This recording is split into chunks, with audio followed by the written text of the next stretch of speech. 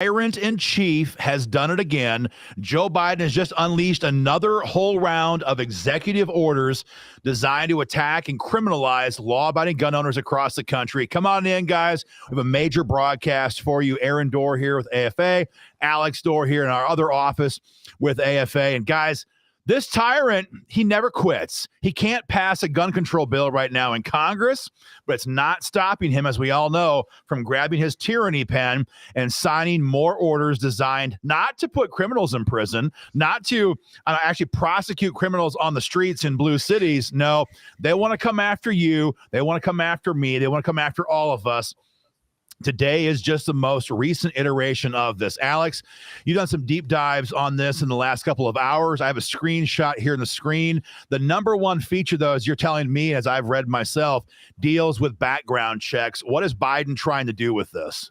Well, as we said with the previous executive orders, like he's only testing the waters. He's going to come with more. So he has come with more today, and he is ordering Merrick Garland to redefine what someone who is engaged in business. What does that mean? Who is engaged in the business of selling firearms? Very arbitrary. We know we have gun stores. We know they're engaged in business.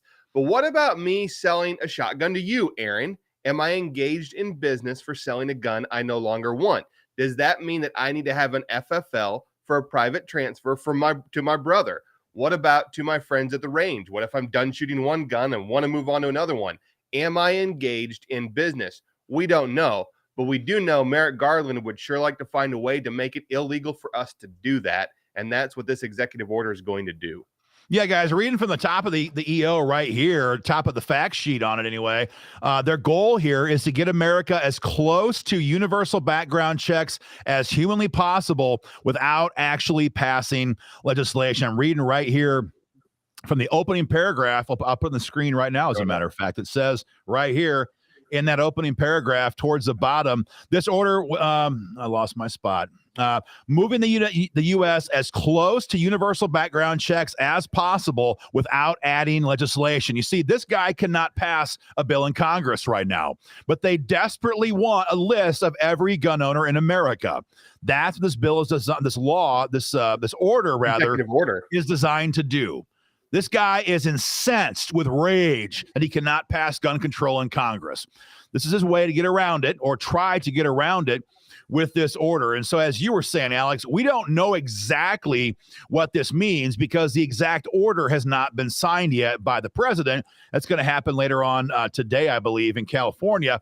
But the express purpose is to redefine what a seller is.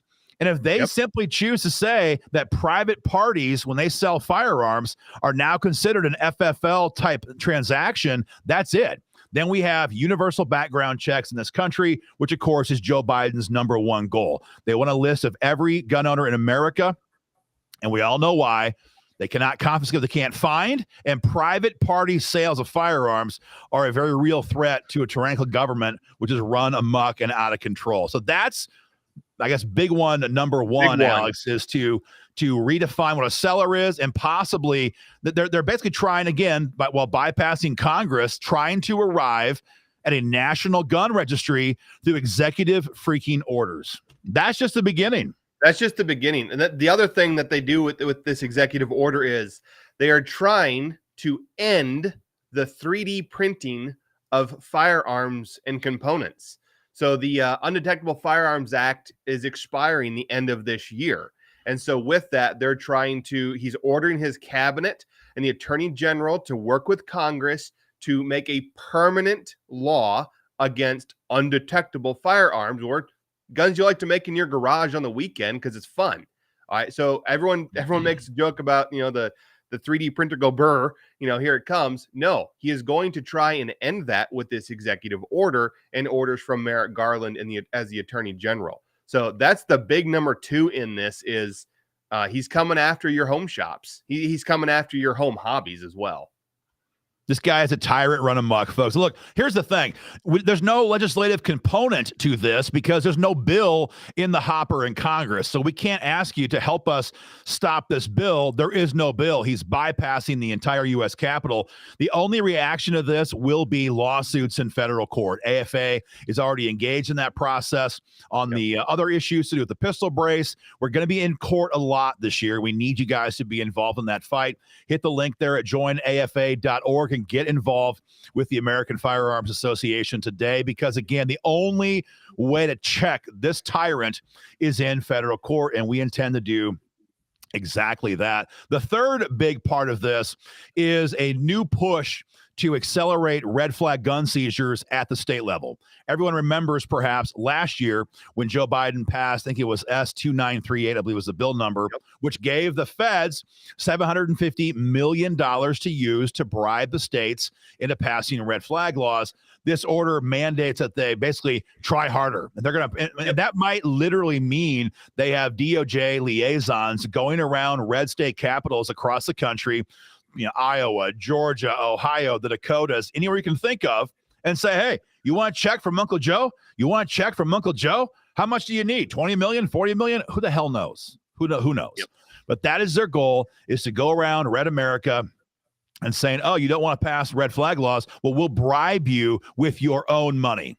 And given the number of Republicans in D.C. who already support red flag laws, and the number that voted for this crap on Capitol Hill last year, we know that the GOP cannot be trusted when it comes to saying no to red flag laws, especially when there's so much federal freaking money on the line.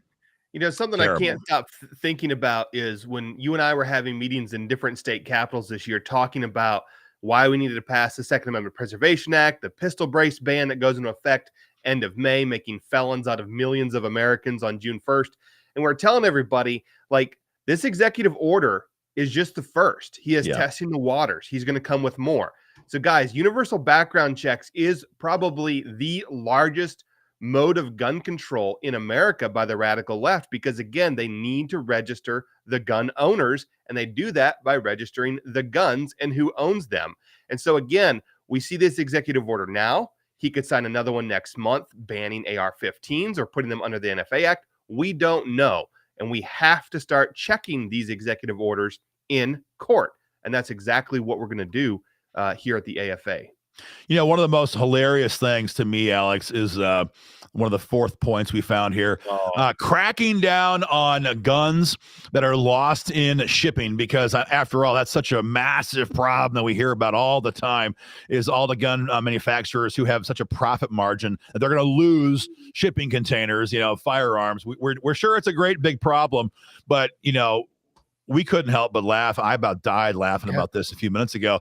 The idea that we have to listen to this crap from this incompetent idiot who walked away and lost 85, not 1,000, not 85 million, $85 billion of United States military hardware and gave it to the Taliban. Yep. This same scoundrel is going to lecture us now on having firearms lost here in America. Here, of course, is a great photograph, the Taliban showing off their American military loot. Here's a great big photograph on Taliban media, all of the American MG42s, maybe some old M60s in there. I'm not even sure. I even see a pump shotgun there in the front row, Alex. These guys literally left $85 billion of United States military hardware and gave it to the enemy, gave it to the Taliban.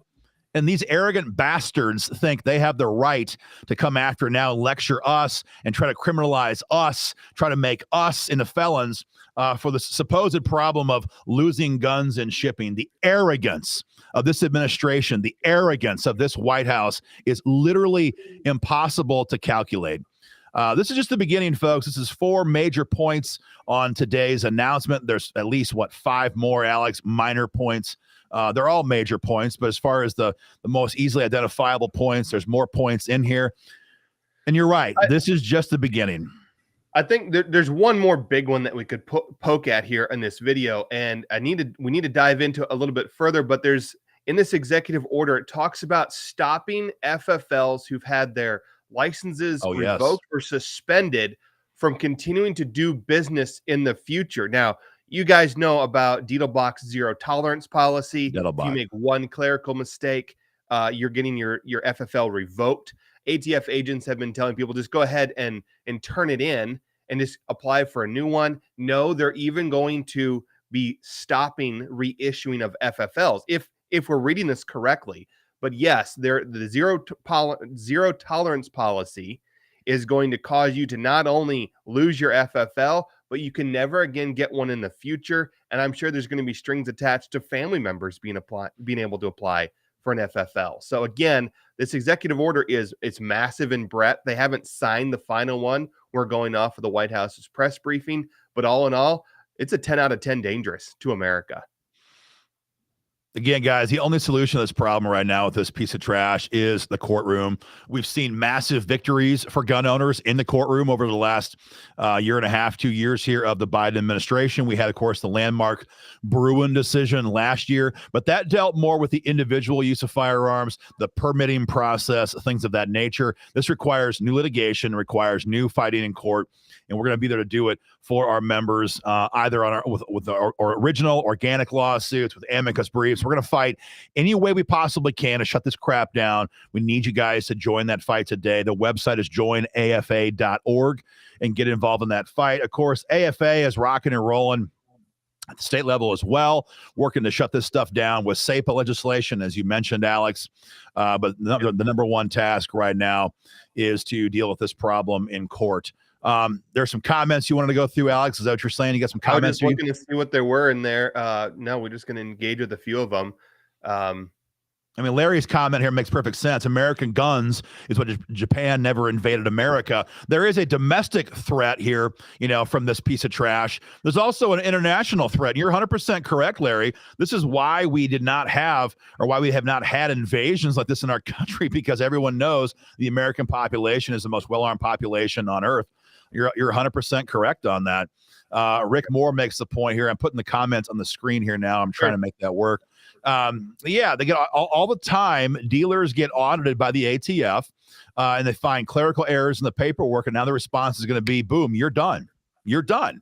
Your career is over. Your company is shut down. Again, coming from the same administration that gave Tommy Taliban $85 billion in helicopters, tanks, APCs, machine guns, grenades, sniper rifles, computer databases of gun owners in Afghanistan. The list goes on and on and on. And now these people have the gall to say you can't own your mom and pop gun shop in Red America.